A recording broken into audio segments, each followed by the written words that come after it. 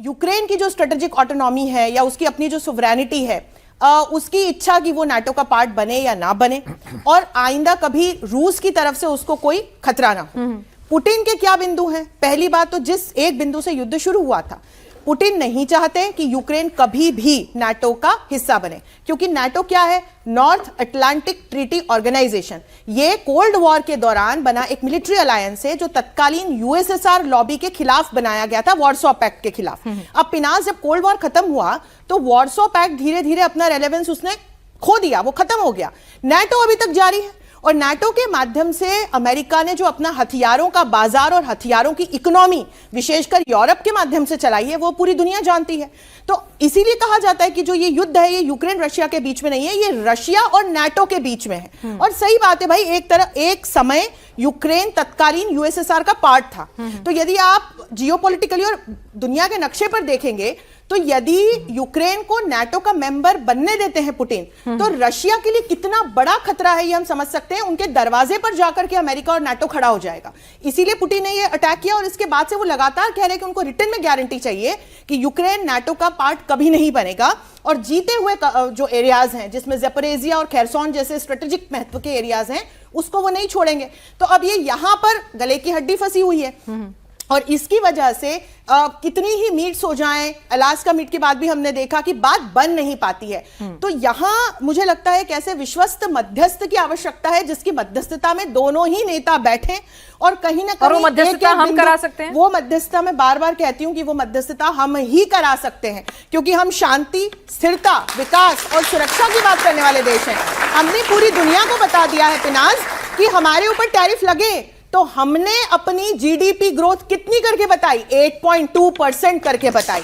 हम वो देश हैं जो आज भी टैरिफ लगने के बाद भी विश्व की सबसे तेजी से बढ़ती हुई अर्थव्यवस्था है। हम वो देश हैं जो दुनिया की आंखों में आंखें डाल के कह पाते हैं कि हमने दुनिया को युद्ध नहीं बुद्ध दिए हैं। हम वो देश हैं जो पुतिन की आंखों में आंखें डालकर कहते हैं कि यह समय युद्ध का नहीं विकास का है। हम वो देश हैं जो G20 में अफ्रीकन यूनियन को एज अ परमानेंट मेंबर शामिल करते हैं। हम वो देश हैं जो शक्तिवान देशों से कहते हैं कि आप क्लाइमेट कंटेनमेंट की बात करते हैं, क्लाइमेट चेंज कंटेनमेंट की, तो वहां क्लाइमेट जस्टिस और क्लाइमेट फाइनेंस की भी बात कीजिए। तो भारत वो देश है जो तेजी से न सिर्फ ग्लोबल साउथ का बल्कि वैश्विक राजनीति में जिस तरह के बदलाव आए हैं, जैसे शक्ति की परिभाषा बदली है, युद्ध के मानक बदले हैं, जिस तरह से वर्ल्ड ऑर्डर की हम सभी बात करें, पर ये वर्ल्ड ऑर्डर क्या है?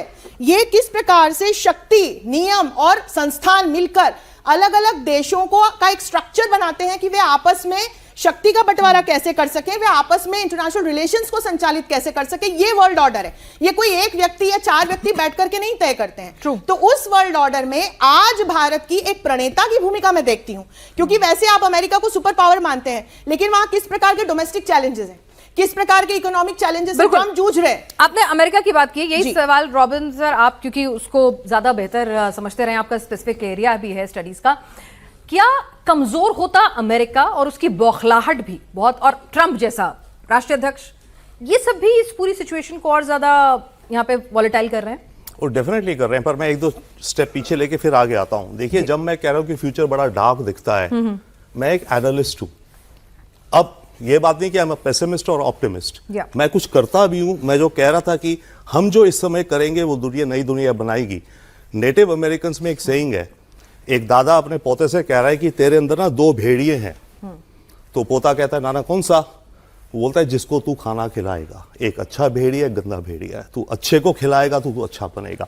तो हमें जो इस समय दुनिया में प्रयास करना है, जो अंशु जी भी कह रही हैं, भारत का, हमें अच्छी चीजों को आगे लाना है। अब अमेरिका पे आ जाइए। अमेरिका की विचारधारा में इस समय जो मैं कह रहा हूं, जो मुझे दिख रहा है कि इंसान जंगल की तरफ जा रहा है, खास करके ट्रंप और इनके सपोर्टर्स की जो पॉलिटिक्स है, एलन मस्क इत्यादि की, इनकी पॉलिटिक्स में है कि कमजोरी इज अ वीकनेस।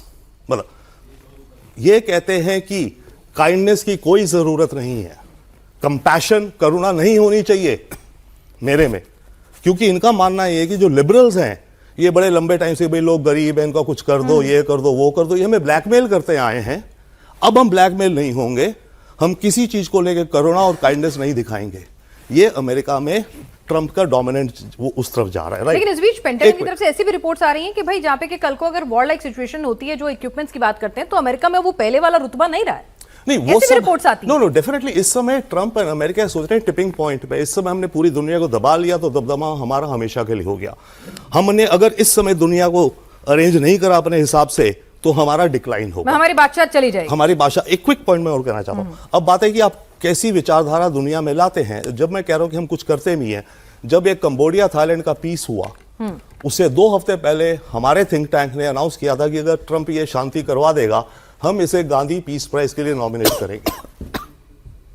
भाई हमारे पड़ोसी देश हैं कंबोडिया थाईलैंड, स्पिरिचुअल नेबर्स है, सिविलाइजेशन, अगर वहां शांति होती है तो क्यों नहीं अच्छी चीज को प्रमोट करो। तो जब इसने मलेशिया में शांति करवा दी, हालांकि अभी फिर उभर रही है, हमने इसको नॉमिनेट कर दिया officially as a think tank. अब हमारी सरकार पे करे ना करे, पॉइंट इज इस समय इंडिया को, हर देश को अपने खेल भी खेलने, अपनी पोजीशनिंग करनी है। कैसे अपनी ऑप्टी पॉलिटिक्स बनाओ, अपनी नैरेटिव बनाओ, कैसे आपकी आवाज, ये जो बात हो रही है मैट्रिक्स में कोई एक अकेला जादूगर नहीं बैठा, 5, 6, 10, 100 लोग मैट्रिक्स, तभी मैं कह रहा हूं इस नए ऑर्डर को बना रहे हैं। ऐसे में हमें एंगेज होना है अलग अलग एंगल से, जिस भी एंगल से हम हो सके। बिल्कुल, बहुत खूब बात कही आपने। और हम ये दिखाते भी हैं कि भाई देखिए